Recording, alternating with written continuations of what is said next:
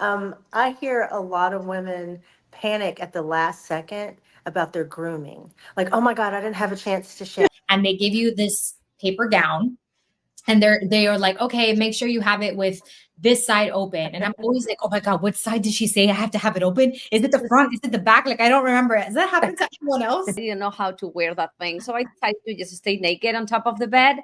And the nurse opens the door, sees me over there, like in the middle of Bahamas, but fully naked. And she was like, what are you doing? I've had 2 kids, vaginal deliveries. No matter how many times I've gone to the gynecologist, they always have to open up wide, relax your knees. It's like I can't get to the point where I just... You're tense.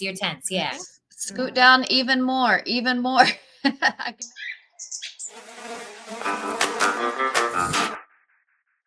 Welcome to Birds.Bees.Bodies, a Planned Parenthood of Southeast and North Florida podcast where we break barriers, tear down stigmas, and promote open discussions on sexual and reproductive health. Get the buzz on topics from puberty to menopause, contraception to conception. No topic is off limits. So sit back, relax, and let's dive into a judgment-free zone to promote sexual wellness. Welcome to another episode of Birds.Bees.Bodies, Season 3. It's actually the last episode of Season 3. We're 6 episodes into the podcast, and it's brought to you by Planned Parenthood of Southeast and North Florida. I'm your host, Michelle Quesada, VP of Communications, along with my co-host, Clara T, Communications Manager. And I can't believe we're at the last episode, but this one's a fun one. Oh my gosh, I know you see all the faces. If you're on YouTube, you see all the faces on our podcast today. We've got Vanessa, we've got Betsy, we've got Dr. Felix, Clara, and Michelle. We're going to be telling you some really funny things. The title of this podcast episode is What Happens at the Gyno, ... right? And it doesn't stay there. It's going to be talked about here on this topic. Right. So I want to start off with just the girls, everybody saying hi. And, if you want to share something that you've experienced at the gynecologist, like what's your preconceived notion when you make an appointment to go get a pap smear or your annual, whatever it is you go do? I think every woman is worried that she's going to be on her period, right that morning, that she needs her pap smear, that that's when she's going to start.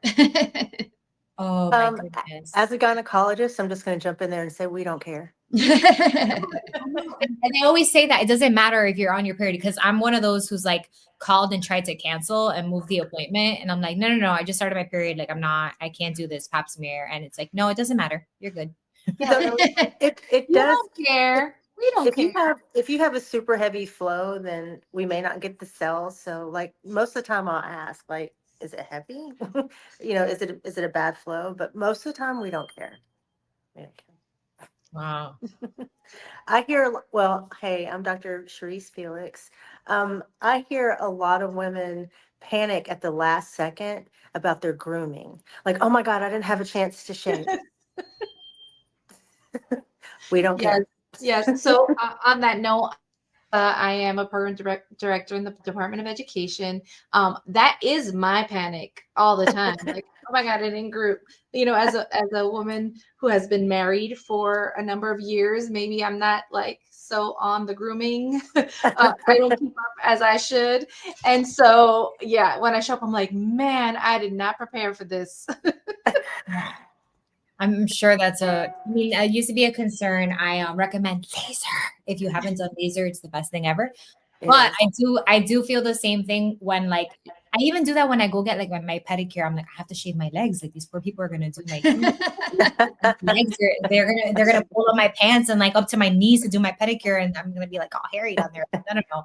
Yeah, I hear you on the grooming front for sure. What about okay, so let's talk about this for a second. You always have a medical assistant or someone on the medical staff that takes you to the little room that you're gonna, your exam room where you're gonna have your pap smear or you're gonna have your breast exam or whatever it is you're coming in for.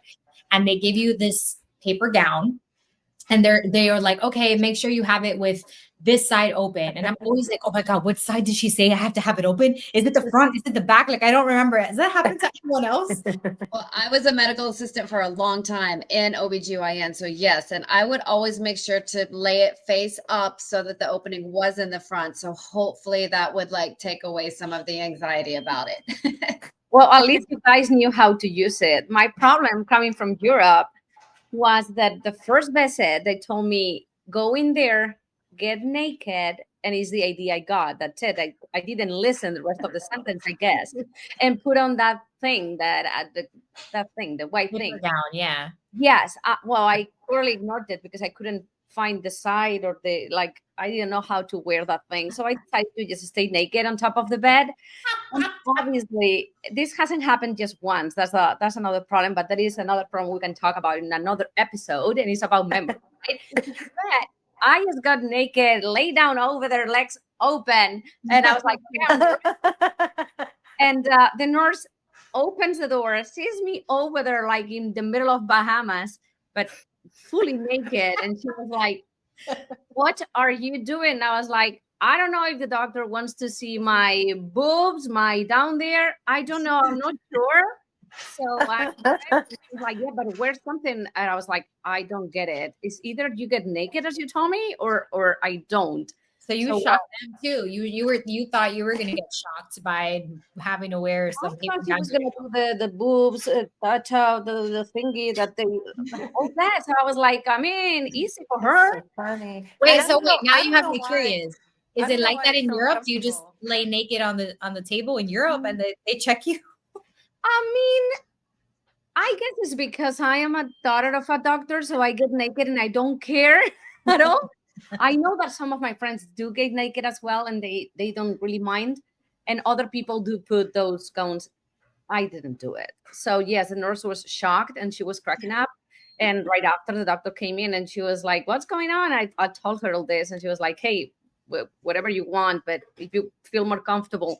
Then you realize when you give birth after a C-section, after and before the C-section, that it doesn't matter if you are ashamed of anything, because after the first 10 hours hospitalized for a C-section, everyone in that floor has seen your chichi.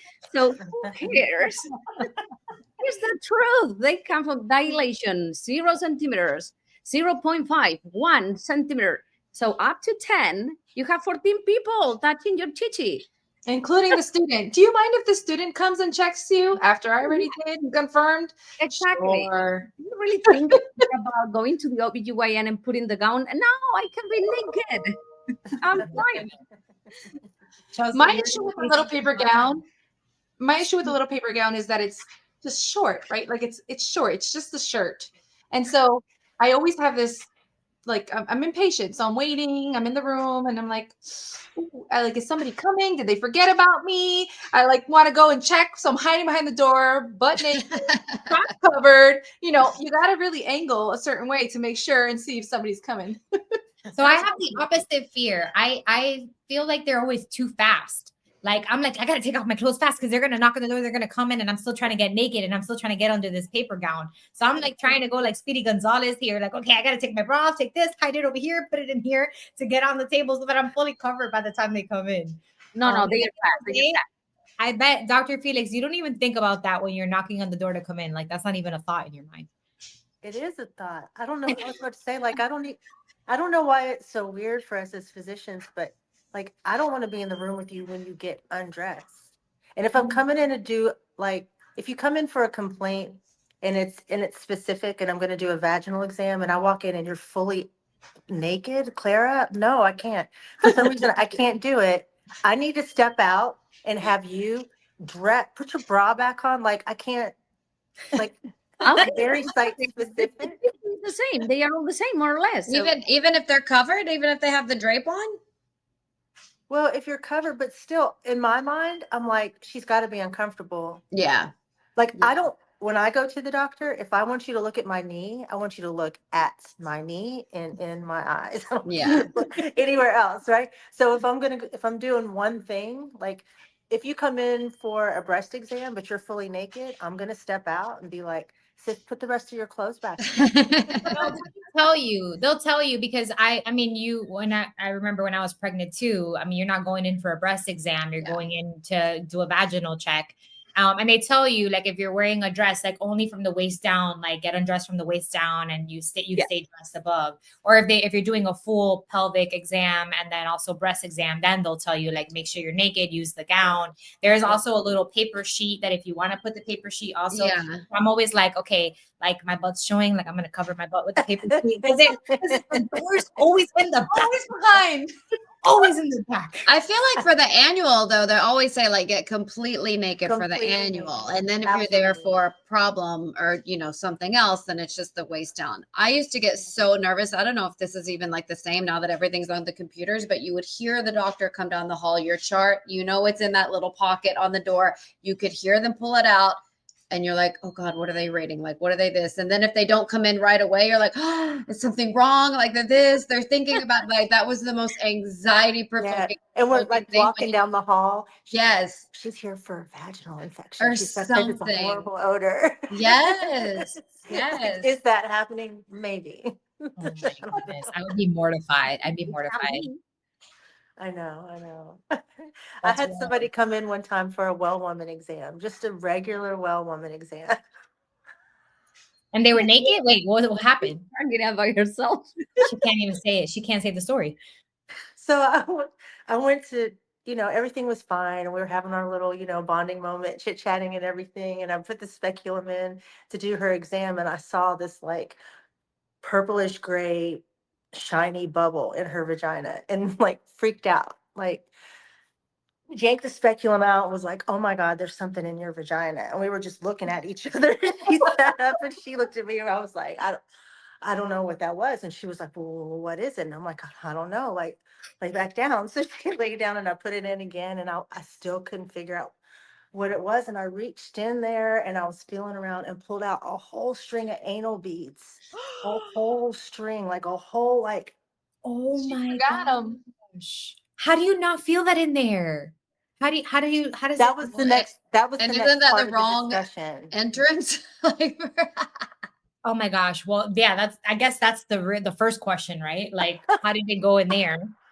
We were both looking at each other like, oh, and she said, he said he got him out, but oh my gosh. Oh my How God, could you like not a feel blower? that? So wait, was her exam due to like some discomfort or like no, she was here for a regular well woman exam. And I just happened to find her anal beads that she didn't even know she was missing. That can't be the weirdest thing you found in there though, Dr. Felix. Come on, tell us the truth. That's not the weirdest thing you found. I had a lady that came in one time and she lied. I'm gonna just preface it first, because if she had told the truth, the outcome would have been different. So that's your take-home story. We have seen a lot of stuff. So if you tell us the truth, it helps everybody. But when you lie, things go wrong. So she came in and she said that she was masturbating and a piece of her toy broke off. And I was horrified. And she said she couldn't get it out. And I was like, okay, both of us were horrified. Like, all right, sis, let's go get this. And she was a larger woman and had a really long vaginal canal. So I'm in there and I can see the piece of plastic in the back and it's gold, but it's soft, right? So I'm trying, it's not soft, but it's hard and slippery. So I don't have a clamp or anything that I can get to it. I finally got something big enough to go around it. Big clamp. It was open like this big. Pulling, and there's so much suction that literally I've got No way. pulling. And when it finally popped open or popped out, splat, all this stuff comes out Stop. On you? all over me. No. What? Okay, what was it? It was the top of a Gold Bond lotion bottle. It was the flip cap, right? So it was a flip cap, no. but it was round and gold. And as I'm pulling, there's all the suction behind it because this is the part you see, but all you see is gold and vagina. Oh, right? no. So I'm pulling, and then there's so much suction behind it because, like on the back of these bottles, it's hollow, right? Yeah. But the cap slipped off and was closed. But if she had told me it was a cat, I could have opened it and there wouldn't have been all the suction and I Right. You could have been pulled able it to out. pull it out. Can I just confirm, like, what was on you was whatever was in the bottle, right? No, ma'am. It had been No. there for days. How can you walk It around with It was the that? same. Like, It was the same as a vaginal, like a diva cup that had been in there for too long. Okay. So we listen, we don't judge, Yes. but that is the reason why you tell the truth, because we're there to help you. Okay, so no, you didn't just happen to sit on the remote and it ended up going 3 inches deep inside of you. Like, let's be honest about what happened. Oh, God. Wow. Oh my gosh. Yeah, I was not expecting that one. And my medical assistant fell out, laughing, rolling down the hall because I was stuck. My hands were slippery. I was coated, my hair, everything. And I was standing there and she fell out laughing. And I was just standing there and I was like, it was stuck on my eyelashes. Oh, So Oh But she was laughing so hard she couldn't even like stop to get like a paper towel to clean me up. And there wasn't anything I could get because there was just so much of it everywhere. Was And the patient then and like the lady super sat up and embarrassed? was like, "Whoo, thank you. I was gonna ask about the patient. What did she say? Thank she you." said, thank you. Yeah, of course.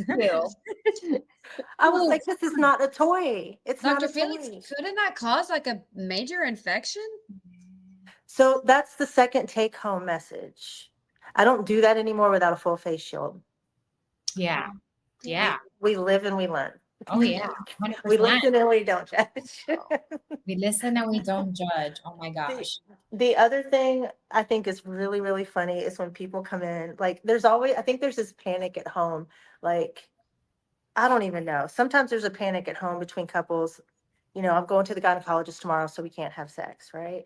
Or the opposite is I'm going to the gynecologist tomorrow and the guy's like, yeah, I'm going to leave her a little something. And that's Ew. another thing. Sorry, I don't mean to judge. I'm like, Well, is there a thing around that? Like, I need to be schooled right here, right now. So people will come in and they're perfectly manicured and groomed, and you get in there and I find these hairs all the time, and I'm like, okay, you could have just waited an hour before you get in there. So there'll be like male pubic hairs inside the vagina when my patient has zero Okay, hair. so wait, so you shouldn't, is there like a time frame of when you shouldn't have sexual activity before? No, At any point? just But know be that I'll know. courteous. Be courteous to your provider. Like how many hours should go by before you know what I mean? Courteous to your doctor. I know. I think, for the most of us just move right past it. It is what it is, right? Yeah. But there are little signs. So it's, again, find a doctor that you're super comfortable with, that you can just tell the truth to. Just talk to them, tell them the truth. This is what's really going on. We really don't judge. And the wilder the story, the better our day gets, because Entertainment for the day. like, what are they doing out there in the real world? See, I always thought that it was bad to have sex right before like a pap smear, because that could bruise your cervix and then it would give you like an inconclusive result. Is there any truth to that? I mean, it could bruise your cervix, but we would just see bruising and just ask you, like, Did oh, you see some recently bruising have- on your cervix. Yeah. For me, when I see stuff like that, I'll ask the next question, which is, are you having, like, is this from sex, or just try to get to the bottom of it, because your cervix shouldn't be bruised for any other reason. can you see a bruise like on the cervix? Like, yeah. You can, if it bruises, but that's not a common thing. It's not. Unfortunately. Like, for gyno edit etiquette. that out. But Don't edit it out. So for gyno etiquette, we would inform our doctor if we have had intercourse within the last 24 hours. No, just don't try to lie to your doctor and act like you did it. Okay. We don't care. We really don't care. Good to know. Good to know. Okay, so what is the what is the like craziest question you've ever asked your gynecologist? Because like I'm always so shy. Like I go in there, I'm like, I'm gonna ask them this, I want to know this, I'm gonna tell them about this. And then I'm sitting there and then I'm like, oh my God, what was I gonna ask you? Like what I blank out. I'm like, I can't remember what I was gonna ask or what I was gonna say. But like most doctors that I've had in my adulthood, they've all been like, ask me anything. Are you enjoying sex? Is everything good? Like they've always been kind of open. And then I guess that behavior, like being so open, it makes me feel comfortable. But then I like kind of like retract and I'm like, okay, wait, what was I gonna ask? I don't remember now. What about you all? Well, I think like as I get older, like I mean, because I think a lot of people think like, oh, GYN, this is just about pap smears or STIs or that kind of thing, like sexual health. And as you get older, I think that sometimes people forget that gynecologists, they do know about like perimenopause and if you're having sexual changes or you're having different, types of sensations, like as you get older with, like whatever it is. And so I do think that I wish there was like more awareness that like GYN doesn't stop just because then you stop having kids, like there's a whole nother half of your life that your GYN is there available for you. I think there's almost like a translational hurdle, I guess, between like the kind of words that you use to describe your sex life with your partner or with your friends and trying to take that same language and bring it to a gynecologist that you see once a year and then try to hand that to them and be like, like, what's the right way of saying I'm not getting wet enough? Or what's the right way of saying like, my orgasms suck? Or, like how, like when people don't always use the word orgasm. So I have people struggling to use the word that they use, which is come, right? Like when I come, it's like they'll stop. So I think it's hard to talk to your gynecologist, to ask those questions sometimes, because like to not be in the field and to be able to take layman's terms and hand it to potentially a white man in a coat or, somebody that, you only talk to about your pap smears and try to discuss quality of your sexual life after childbirth or, during your perimenopausal years. That's difficult sometimes. And Yeah, especially absolutely. depending on your age, like how you were raised. Is that something that you talk about? Do you come from a family that was, open sexually or not? Like there's a lot of different nuances to that. I have my gynecologist in his office, he's got this certificate up, right? And you think like, okay, maybe it's, a degree, a title, an award for something, gynecological that he did.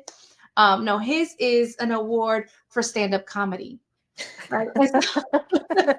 And so of course I'm like, what's this about? And he's like, oh yeah, I do stand-up comedy. I do it all the time here in this county. You may have heard about me. And he starts telling me about his stand-up comedy. And so now I'm thinking, does he like make jokes about my vagina? What's the topic? Do you go out in your coat with your spectrum in hand? Like, what does that look like? And so I did ask him, like, do you use any material from like your as a gynecologist? And he's like, oh yeah. Of course. Okay. Great. That's So the much whole money. Now you're really not going to ask the question that you thought you were going to ask when you walked in there that day. But don't worry. I'm sure we didn't hear yours. That's so funny. No, but it's true. Like, if you don't have any other, health issues, you're probably only going once a year or once every 3 years. And at that moment, like for me, I just forget. In that moment, I blank out, and then I remember later on what I was going to ask, and then I just Google it. Cherise, don't tell me for that. But yeah, I mean, like you don't want to open up in like 10 minutes of an appointment and share all these things. And it's definitely like, what can doctors do to change that? Because I'm sure it's not like that for you. I feel like you're very different with your patients. I am very different with my patients, but it comes down to like scheduling time also. A lot of times, like if something pops up and, they're there for an annual exam, like I think establishing rapport with your patient is critical, and everybody's different. I can't make the same jokes with you that I'll make with the next person. But a lot of it comes in with like me walking in and trying immediately to figure out your vibe. Are you nervous? What are you nervous about? If if I think you overdid something, I'm going to point it out so we can laugh. Like I'm going to laugh with you. We're going to try to find something, like, sis, you shaved, but you forgot this one strip right here. Here, let me help you out. Just something, just, like Claire, if I walked in, you were fully naked, I'd be like, what party are we going to next? Just that sort of like, who are you? And Sarah's going to what the is it that you brought that made me sort of chuckle? And then I'll try to chuckle with you about what you brought me that day.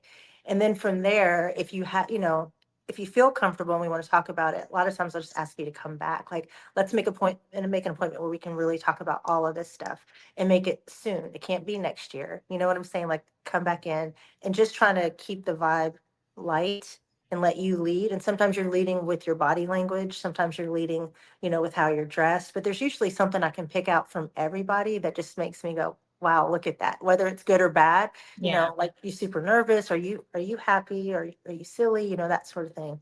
But I think it's up to the doctor, really. You got to have a doctor that's willing to do that, and one that cares not just about like the lab results and it's got to be more about the emotional part that plays into the function, and then your relationship issues, that all of that builds into how you're functioning sexually, if I you've got think to it stress. also depends on like the patient's like age and experience at the time, right? Because I remember in my early 20s, like, living in different cities, working in news, and I had different gynecologists every 2 years because I moved around a lot for work. I remember like having these physicians who I just didn't feel comfortable with. I was a young woman in my early 20s, and they're like trying to have small talk as they're feeling around my breast, asking me about where'd you go to school and what's this? And I'm just like, I don't want to chat with you. Like, you're touching around, versus fast forward now in my late 30s, I've had 2 kids. I'm like, all right, so what do you want to see today? Like, let me just, it's different. Yeah. Yeah. And the doctor's vibe too. I remember when I was young, I went in because I had a lump. It was a bite mark, but I didn't, like, in my young, stupid mind, I didn't think that he would know that's what that was. And so I went in because there was like this dark, hard spot on my breast. And I remember him eating an apple saying, Miss Felix, who bit you on your titty? And it just, like, I was broken down and mortified. And I thought, there was a better way of making that joke. Oh my goodness. But I was 20. But now, like, I'm 50. Number one, I wouldn't go for a bite mark. But if I did, I probably would lead with, girl, he bit me so hard. You know what I'm saying? Something like that. Don't try to lie to your doctor. But age matters, and where you are in your experience. I will say though, no matter how many, I have had 2 kids, vaginal deliveries. I've been in the ICU for other things. Everybody's seen my behind, everyone. But no matter how many times I've gone to the gynecologist, they always have to open up wide, relax your knees. It's like I can't get to the point where I just. You're tense. Yeah. Scoot down even more. I can never scoot down enough. Yeah. We did a funny video for social media that shows you like the paper on the chair and like how far it needs to go all the way down that butt, and like this is where your butt should go all the way down. Yeah, they're always like, scoot down a little bit more, a little bit more. Almost there. Meanwhile, you're butt naked and you're like, all right, like now I'm really showing everything. Like I'm scooting, legs spread, trying to get down. I can remember thinking, I don't even do this at home. Why would I do this here? Like, what do you need? Do you really have to? Okay, so wait, now you just made me think like, okay, so yes, you're a doctor, but you go to the gynecologist too. So what is that like for you on the other end? It's horrifying. I almost passed out during a pap smear one time, and I went to medical school with that girl, and she was just like, Felix, for real? But like the color drained out of my face. The more I get in my head too much, I can hear the screw on the speculum. I know what you're doing. I can hear the clanging of the I can hear the ratchet on the clamp. I hear everything. And I'm ahead of you, right? So I'm already tensed and panicked. My knees are already locked. If I have to have anything done, I have to be medicated ahead of time. And I have to just say, this is a really good plug for Planned Parenthood because I'm leaning into this because I'm that patient. I need sedated. get Yeah. sedated. And I was so happy that Planned Parenthood allowed me to offer that to patients like that. So if you come to West Palm, for sure you can get sedated for your GYN care, which is Absolutely. And for amazing. your IUD insertion, because that's a big thing as well that a lot of Absolutely. people over time have shared is really painful. And we didn't even get into like IUD placements or anything like that. Just the PAP exam itself is enough stories for days. That's right. That's right. The IUD experience, for me at least, back in 2018 was the most traumatic thing ever. I know Aw. that not everyone experiences the same. Oh, yes, I prefer a C-section over an IUD insertion. I done both, so I know what I'm talking about. I had the doctor and two nurses holding my hands, not for the C-section, for the IUD. And it was the most painful moment ever. Well, I also think that they thought I was crazy because I was between crying and yelling at the same time. Yeah, that's me. I'm Yeah. that patient. I'm that patient.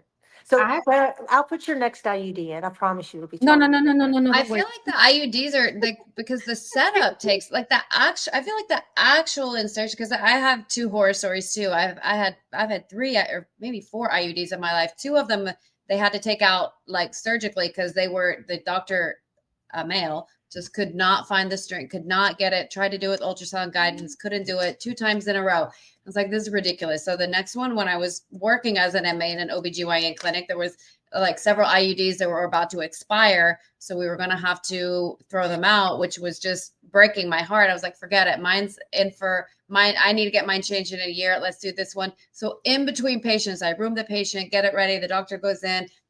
The other doctor, we're like, okay, let's do this.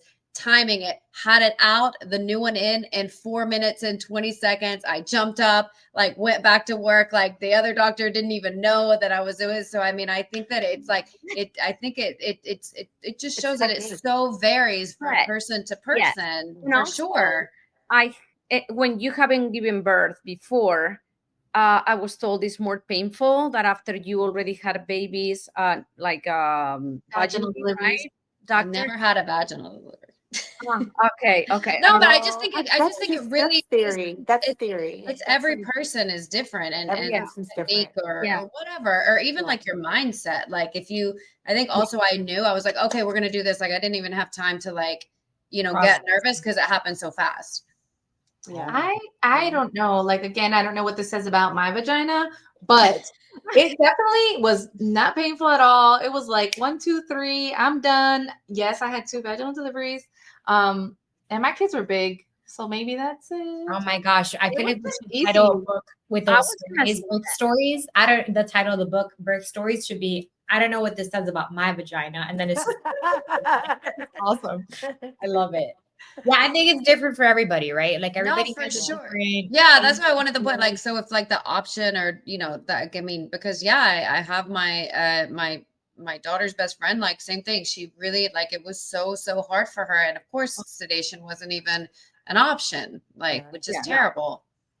And I have a theory, like there's some certain women that, that labor really well and they're like on the end of the spectrum. There's a small percentage of women that labor really well. They don't need a lot of medication. They like those women are gonna IUD it all day, every day and not even care. Like they're like, get my IUD in, I'm gonna be out, and back into my normal routine. But then there are people like me that that need help every step of the way.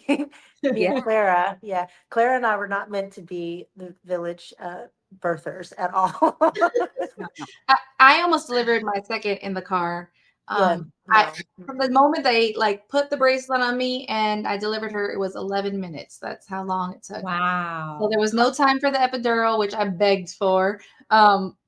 So I'm the village birther. I guess I would be Yeah. the village birther. that would be you. That would be That was so scary when I was delivering my son. I was checking into the hospital. I already had contractions and I heard over the loudspeaker like someone pulling in that had just had a baby and like literally pulling up to the hospital like the baby came out. And they like 5 minutes later wheeled this woman past me and she was all covered and they had the baby all bundled up in the little bassinet, the little bassinet. And this woman just like you could tell she just had a rough time. Like she was out, she was done. I was like, this poor woman, like no medication, just raw birthing it in the car, like almost pulling up to the hospital. I'm like, I would be I terrified. had somebody deliver while they were signing themselves in. Like, how is that happening? Whoops, it's falling out. She was No. stoic. No, she walked up. I was on the other side of the triage desk, and she was signing her name, and she got like 2 letters, and then she paused, and I saw her look like at the paper and zone out, and I was like, oh. And I got up and I ran around to triage, and she squatted down and said, "I," and the baby fell in her panties. Wow. Oh my Out of my panties. wow. That was my Village- biggest fear when I was Village pregnant. I would further. go to Village my further. doctor and say, like, I'm so afraid I'm gonna like sit down and go to the bathroom and the baby's just gonna come out. And he was like, you hope that it's that like you wish that was. I mean, I ended up with 3 C-sections. I never even had one contraction. They were all scheduled. So like, I don't even know. Like, but I was like, I mean, it's not just gonna fall out. But I guess It's some just a people big it hole does. down there, right? Things just fall out. That is That's wild. funny. That's funny. Well, this has been so much fun. I hope people got a couple laughs in out of our crazy stories and just funny stuff that I think everybody thinks, but nobody wants to talk about when they're going to the doctor. Like, I feel like everybody, and we didn't even talk about the whole like hide my bra and panties in under my purse and tuck it in because I don't want the doctor to walk in and see my undergarments. Like, just random things that we think about. The chair, right? The chair where you just drop all your clothes on there and your purse and everything else. But you gave some good information and some things to think about. Never lie to your doctor, no matter how embarrassing it is. Tell them what happened because they can help you faster. Absolutely. Yes. Absolutely. And be And courteous. there's nothing you guys haven't seen before, right, Dr. Felix? Like, there's Well, I nothing. don't know. There's I don't know about that. well, man, like I there's hope nothing not. that I could hope I've seen enough. I've seen it. I think Wait, I have you hope ever worked at the ER or anything around 4th of July? Because I feel like there's some weird stuff that you might have seen around. Michelle. there's so many. I mean, yeah, there's a lot. It's years of hospital work. So I've seen my fair share, but the reason why I quit is because I kept seeing more. It was like at some point, this has got to. I don't think need to see that's anything South else. Florida too. Well, I was in Tennessee, so I haven't seen the That's Florida right. We've thing. talked about this because that's Yeah. where I'm from, and I remember. Yeah. Well, that's another thing to keep in mind. It's not just like when you go to the gynecologist, but if you ever happen to have an emergency at your home and those paramedics show up, just tell them what happened. Just tell them because I've heard some stories of people and I'm like, what? Tell them and they can help you. Because And they may then- be stand-up comics and they may need new material, New right, material. Vanessa? Yes. Listen, stand-up comedy or not, I would not blame you if like that was me on the other end and this was like the highlight of your day. Like, I can't blame you for telling that story. I'm mortified about it, but I can't blame you for sharing. Right. Because that doctor's working all the time. So where else is he getting his material from? It's going to be his kids or his job. Yeah. What is his stand-up comedy called? The Vagina Monologues? Like, It's his lost talk. I saw that on Broadway when it first, because I was living in New York when that came out, like I'm aging myself, but I saw that live. It was amazing. Like that first run. Yeah, That's I saw great. that. I saw a version of it, but not the one in New York. So it was good. well, the other part too that I wanted to remind ourselves before we wrap up here is be kind to your OBGYN, be courteous, like just make sure you don't do anything that, can cause an uncomfortable situation between both of y'all or, just have some, what is it that you called it, Vanessa? OBGYN etiquette? Etiquette. OBGYN etiquette. Yeah. And it's not about grooming, right? Because you don't care about that. You don't care about the grooming. You don't care about your period. Just It's the hygiene part sometimes. Like you can't go several days without, like, to me, that's kind of rude.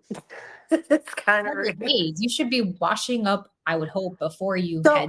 I have this thing I do with my patients. Like if you don't care, I'm gonna show you I care. So like I will wash you off. Oh. And there you go. Yeah. If Yeah. your mama didn't show you how to do it, I'm gonna show you how right now. That's right. That's right. You got to teach them. At the end of the day, it's a job, but like you got to be nice, right? You have to be courteous to your providers. And the And truth then, is, but to me, it's more of a is this patient okay? You know, like you knew you were coming. Like, do you not care about yourself? What is your Maybe they didn't self-esteem like? know. Yeah, maybe they What's never your talked. self-esteem like? Like, do you value yourself? Are you celebrating yourself? Like, do you Or know is what there a this mental magic health box issue? does down here? You know, like you can do all kinds of things for this thing. It's funny that you mentioned that. I was watching this show called The Midwives. I only watched the first episode, but it takes place like, back in the early 1900s in England. And there's this midwife in training, and they have a patient come, and they're running, like the pregnancy clinic. And she sees like a syphilitic ulcer that's really bad. And she's like, mortified, and runs to her, the senior midwife. And then the woman says like, look, she not only does she doesn't care for herself because she's not used to being cared for. And I was like, that was so deep. Like it might be something way deeper than that, like Way not just deeper. like, Yeah, yeah. most of the time people don't like, it's not that they don't care. It's it's not that they don't care about me, right? So when they're coming to the doctor, it's not about me, right? It's about them. So I'm Yeah. reading all kinds of things about them. But if they haven't cleaned in several days, and I'm wondering, like, is depression going on? Like, what's going on? Yeah, yeah. Well, on that note, I feel like this is a good time to remind people that even though there were jokes had during this conversation, we are judgment-free care. We listen, we don't judge. It's compassionate care at Planned Parenthood. You really do get doctors that care about your well-being. And just like you heard Dr. Felix say, like if there's something going on that she senses, you're not doing well otherwise, like we want to get you the help that you need. Like there might be patients that come to us that are on the brink of like losing their home or just became homeless. And like there's other things that we can help with as well. It's not just getting reproductive health care. We connect our patients to resources that they need in their community. We have mental health care too, if you need mental health care. But I do want to say, if you want to read more about the services we offer, even if you're not due for a pap smear, but you want to come to us for a different service, look us up, ppscnfl.org. Dr. Felix doesn't bite. She just helps you. Just gets bit. I'm not gonna forget that story. We appreciate you all so much. Thank you for joining and for making this such a fun conversation. And don't be afraid to go to the gyno. You need to make sure that everything's healthy down there. So get your pelvic exams, get your pap smears. Also good. You like my mannerisms? My hands are like I liked it. Then I saw Claire do it, and I was like, "This is perfect for yes, flying." yes. Well, I know it's important to do your pap smears and make sure that you don't have any cancerous cells when you do the swab, and they can make sure it's not an abnormal pap and have to do further testing like that. Cervical cancer screenings are so important. So, besides all the fun stuff we talked about, it is really vital to your health that you get checked out. Just make sure you get a good doctor like Dr. Felix. So, all right, thank y'all so much. We'll see you next time on Birds, Bees, Bodies. Enjoy. Bye.